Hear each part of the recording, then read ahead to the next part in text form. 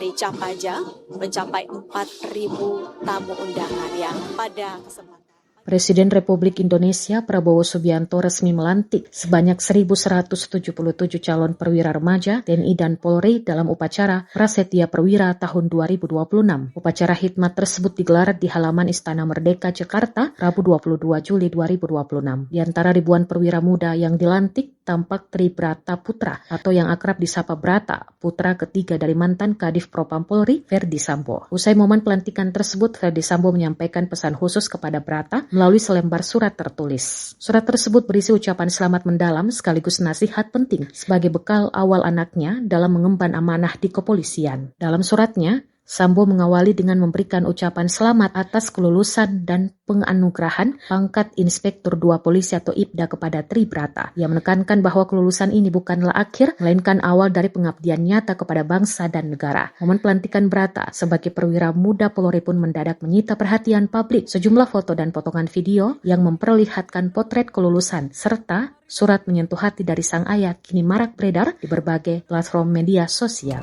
1999.